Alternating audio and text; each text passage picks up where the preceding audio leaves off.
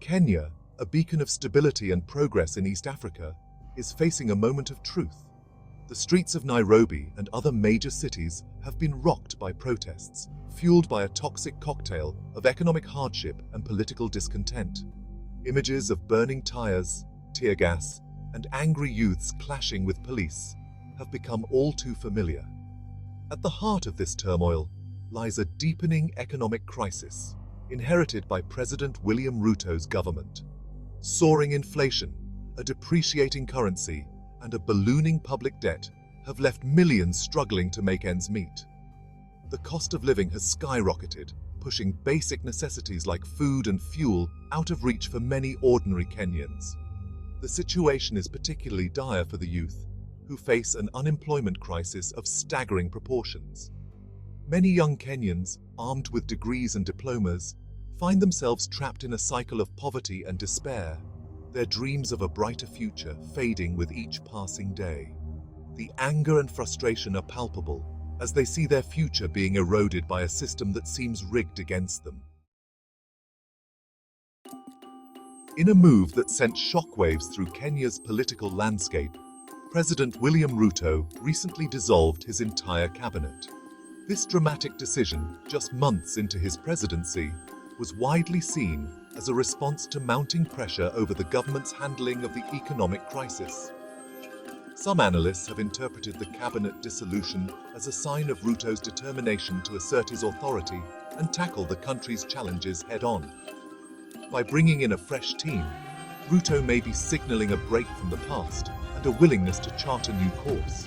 However, others view the move with skepticism, seeing it as a desperate attempt to deflect blame and appease a restless public.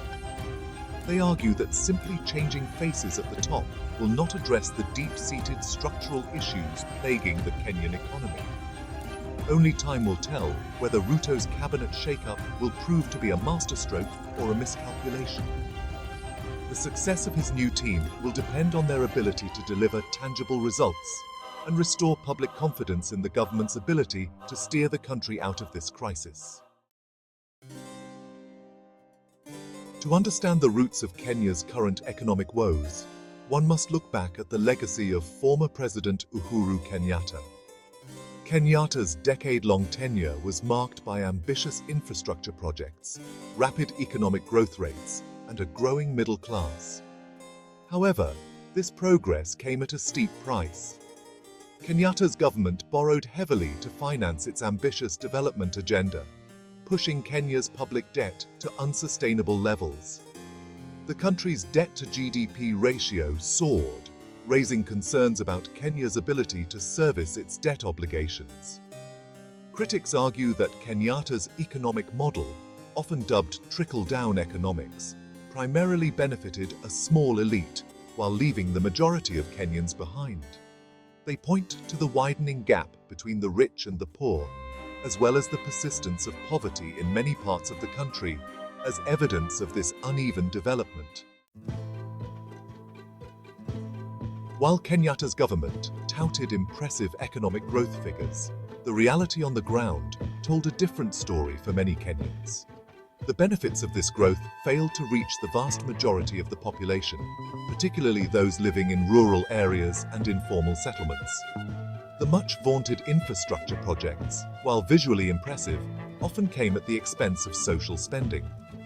Funds that could have been allocated to education, healthcare, and social safety nets were diverted to mega-projects that primarily benefited large corporations and well-connected individuals. Moreover, the government's focus on attracting foreign investment often came at the expense of supporting local businesses and entrepreneurs. This created an uneven playing field, where small and medium-sized enterprises struggled to compete with multinational corporations. The result was an economy that grew on paper, but failed to translate into tangible improvements in the lives of ordinary Kenyans. The gap between the haves and the have-nots widened, fueling resentment and creating fertile ground for social unrest.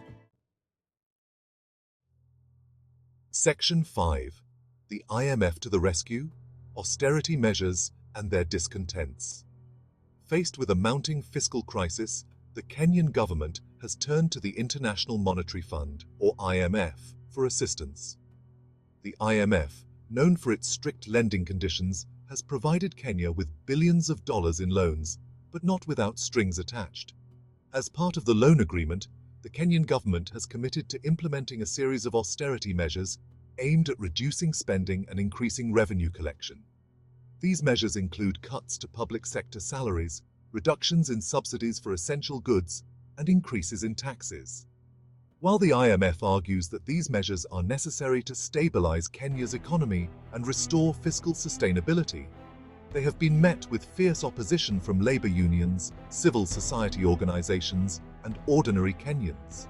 Critics argue that these austerity measures will disproportionately impact the poor and vulnerable, exacerbating inequality and fueling social unrest. Section 6. The 2024 Finance Bill. Adding fuel to the fire of public outrage.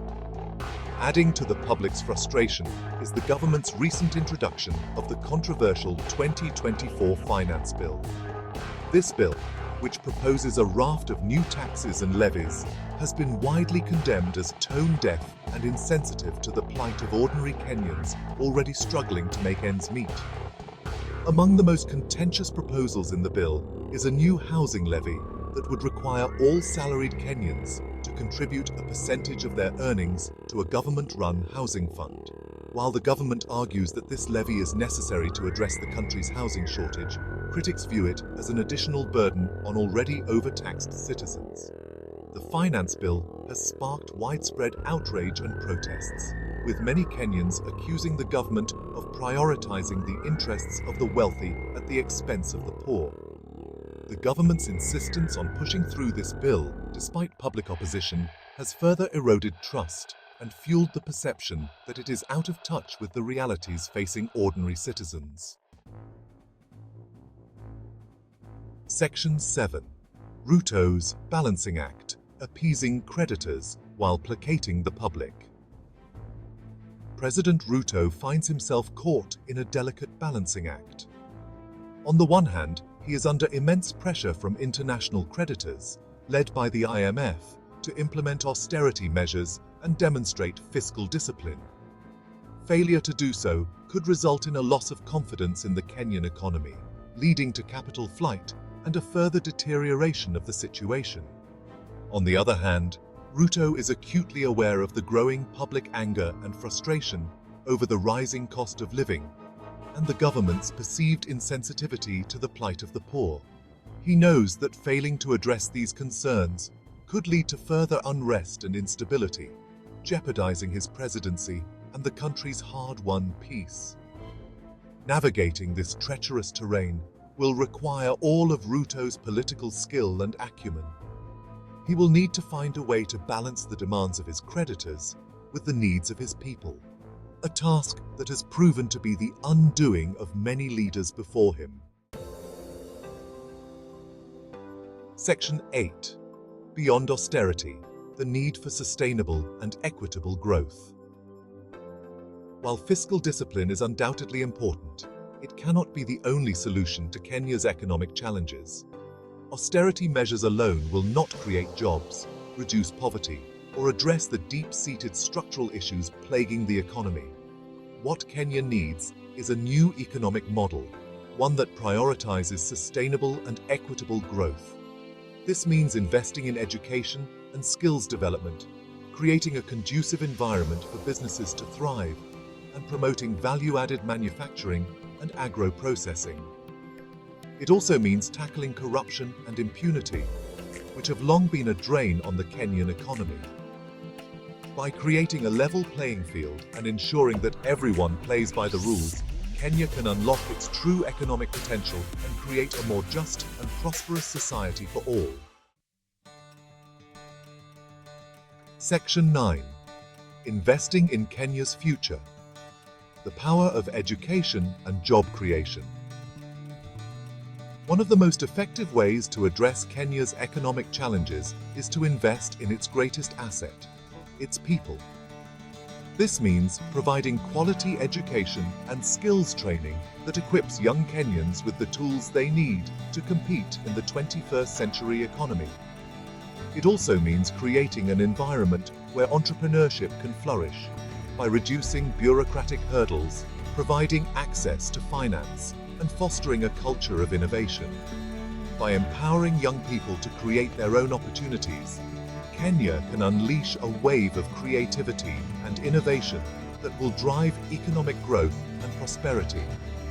The government should prioritize job creation, particularly in sectors with high growth potential such as technology, renewable energy, and tourism. By investing in these sectors, Kenya can create decent, well-paying jobs that provide young people with a pathway out of poverty and a stake in the country's future. Section 10. The Road Ahead. Will Ruto deliver on his promises of change? President William Ruto came to power promising change and a better future for all Kenyans. He campaigned on a platform of economic empowerment, social justice, and an end to corruption.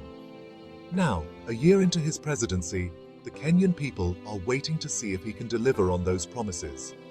The road ahead will be challenging, but not insurmountable.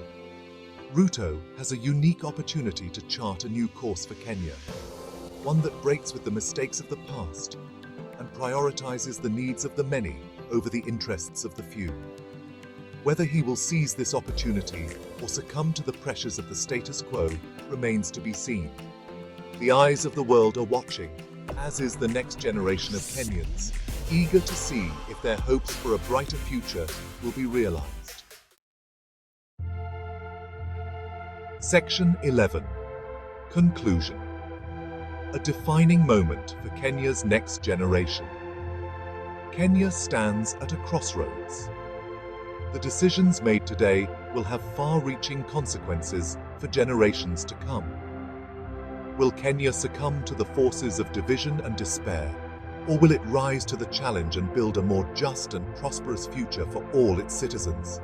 The answer lies in the hands of its leaders, but also in the hearts of its people.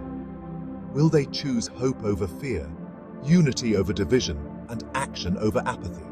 The world is watching, and history will judge the choices made in this defining moment.